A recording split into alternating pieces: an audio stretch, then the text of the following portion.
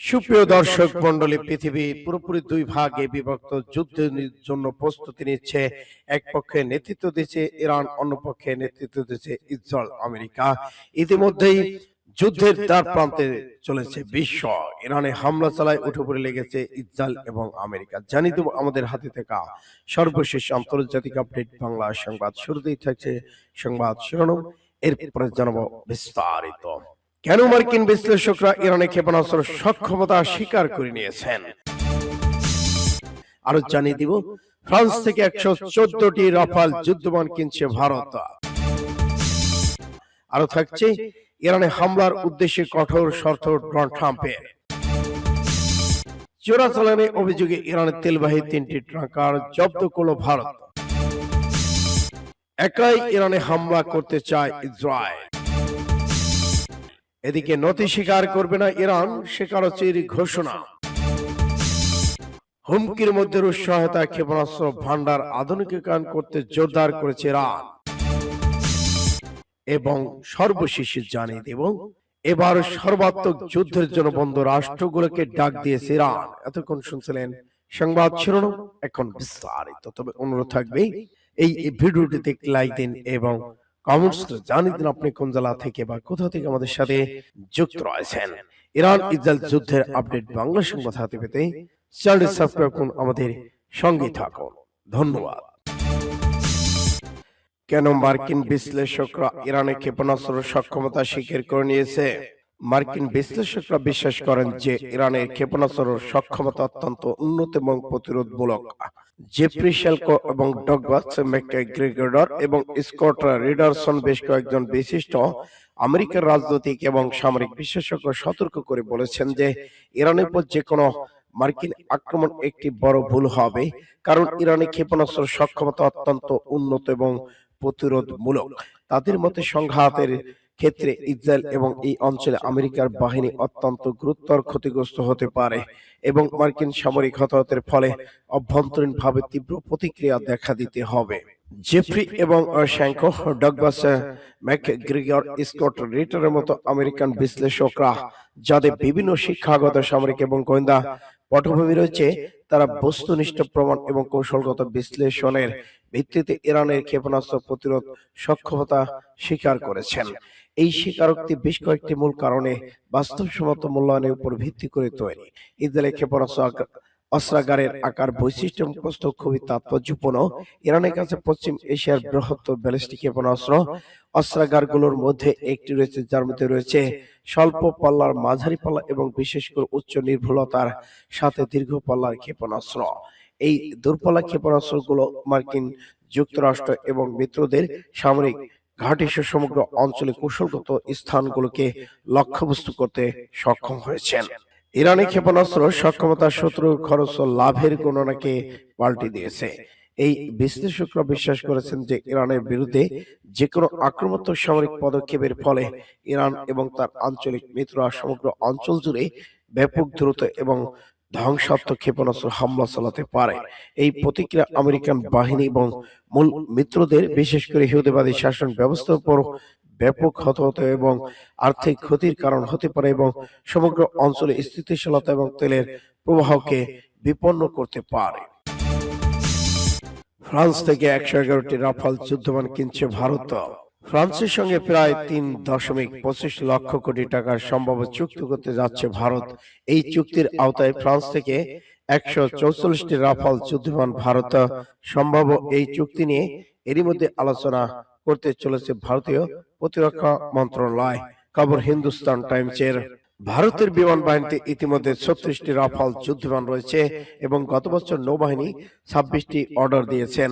চুক্তিটি অনুমোদিত হলে এটি হবে ভারতের সর্ববৃহৎ প্রতিরক্ষা চুক্তি এবং ভারতীয় মোট রাফাল যুদ্ধবিমানের সংখ্যা হবে 176টি।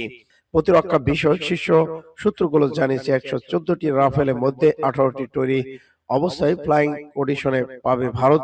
বাকিগুলো তৈরি হবে ভারতের এবং তাতে ভারতের প্রযুক্তি ব্যবহার করা হবে সেই বিমানগুলোতে।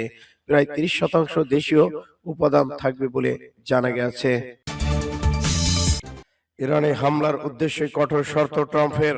মার্কিন প্রেসিডেন্ট ডোনাল্ড ট্রাম্পকে ইরানের যে শর্তগুলো দিয়েছে তা তেহরানের জন্য মানা সম্ভব না। আর এটা জেনেও শর্তগুলো আরোপ করা হয়েছে।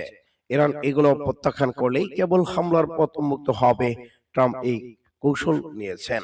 বিশেষজ্ঞরা মনে করেছেন আরব সাগরে বিমানবাহী রণতরী নিয়ে যুদ্ধদেহী ইরানের চোখের সামনে দীর্ঘদিন অবস্থান করা যুক্তরাষ্ট্রের জন্য কঠিন।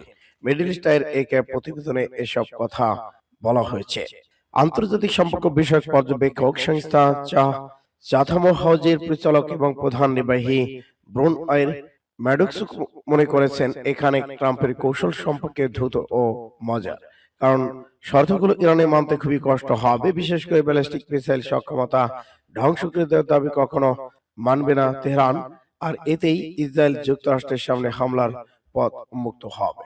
ম্যাডক্স বলেছেন মিসাইল ইরানের একমাত্র রক্ষা কবচ, যেগুলো শত্রুদের হাত থেকে ইরানকে রক্ষা করে আসছে। এসব মিসাইল ছাড়া ইসরায়েল বিমান যুক্তরাষ্ট্রে স্টিল বোম্বারের কাছে ইরানে আকাশ মুক্ত হয়ে যাবে। এর মাধ্যমে যুক্তরাষ্ট্র দ্বিতীয়বারের মতো হামলা শুরু করবে।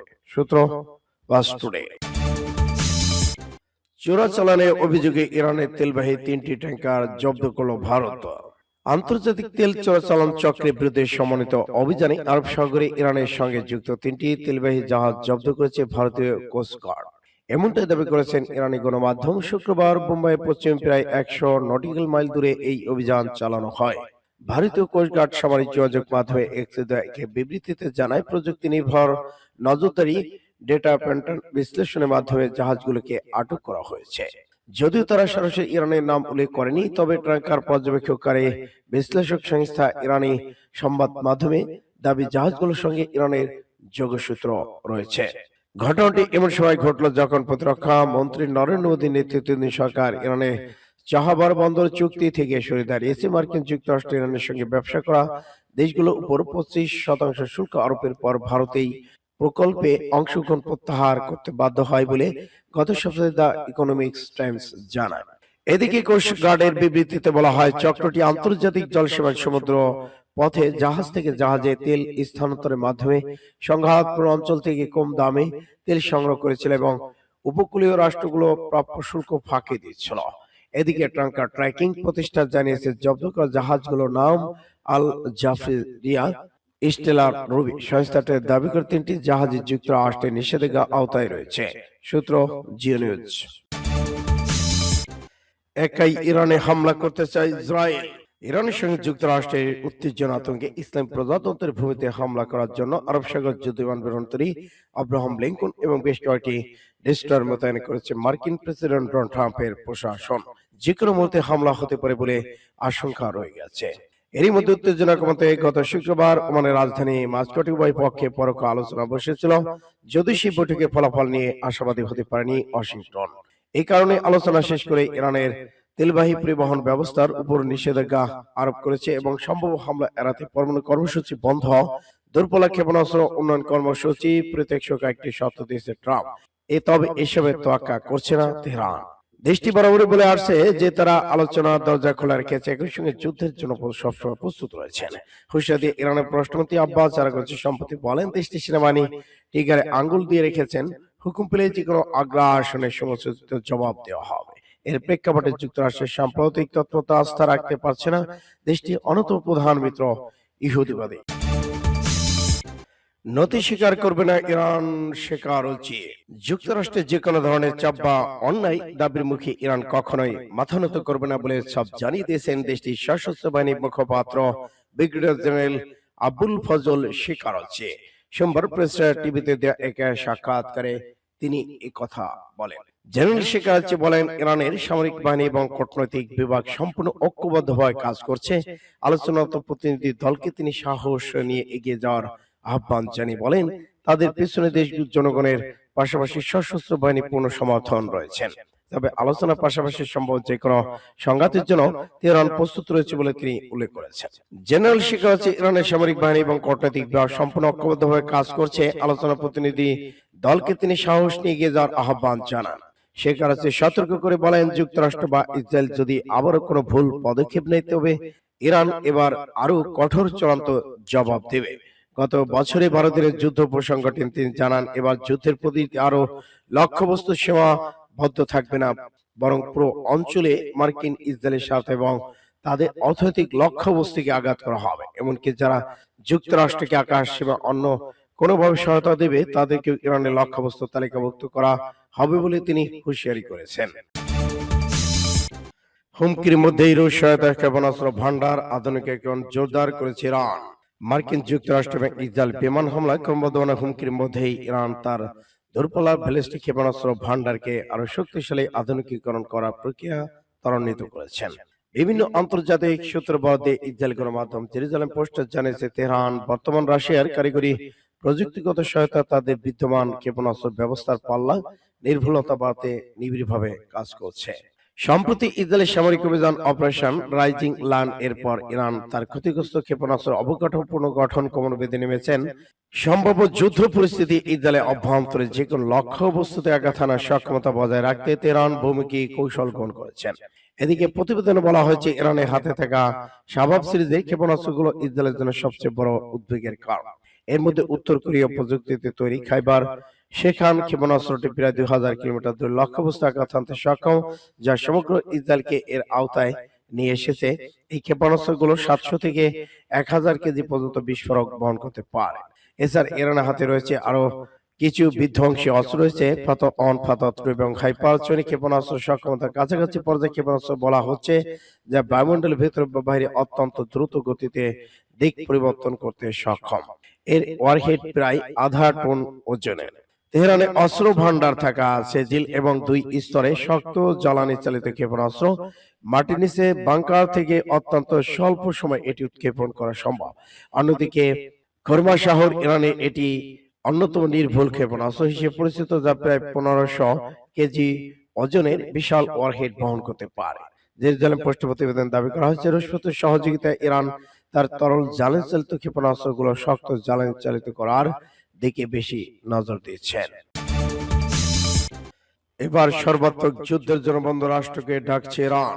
মধ্যপ্রাচ্য চরম উত্তেজনার মধ্যে সর্বাত্মক যুদ্ধের জন্য প্রস্তুতি নিচ্ছে ইরান, আর এর জন্য বন্ধু রাষ্ট্রগুলোকে নিয়ে সেনাবাহিনী গঠনের আহ্বান জানিয়েছে দেশটি। তেহরানে শীর্ষ নেতা প্রভাবশালী রাজনৈতিক মোহসেন রেজাই এ প্রস্তাব করেছেন। সৌদি আরব, তুরস্ক, পাকিস্তান সহ বন্ধু দেশগুলোকে নিয়ে এই যৌথ সেনাবাহিনী গঠন করা যেতে পারে। তিনি নতুন এই সেনাবাহিনীর নাম প্রস্তাব করেছেন ইসলামিক আর্মি। রেজাই বলেছেন, মুসলিম রাষ্ট্রগুলোকে ঐক্যবদ্ধ হতে হবে। আমাদের অস্তিত্ব রক্ষায় পদক্ষেপ সময়ের দাবি। যারা আমাদের ধ্বংস করতে চায় তাদের বিরুদ্ধে সম্মিলিত শক্তি দিয়ে দাঁড়াতে হবে। বিশ্লেষকদের মতে ইরানে এমন প্রস্তাব মধ্যপ্রাচ্যে কূটনৈতিক ভারসাম্য পরিবর্তন আনতে পারে।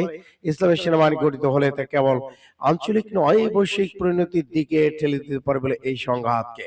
এতে সৌদি ইরান প্রতিদ্বন্দ্বিতার পাশাপাশি মার্কিন ইসরায়েল জোটের প্রতিক্রিয়া আরো তীব্র হয়ে উঠতে পারে।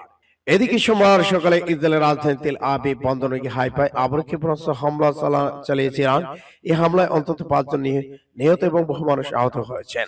বিস্ফোরণে ঘরবাড়িতে অগ্নিকাণ্ড এবং একটি বিদ্যুৎ কেন্দ্র মারাত্মক ক্ষতিগ্রস্ত হয়। সূত্র ফাস্ট টুডে।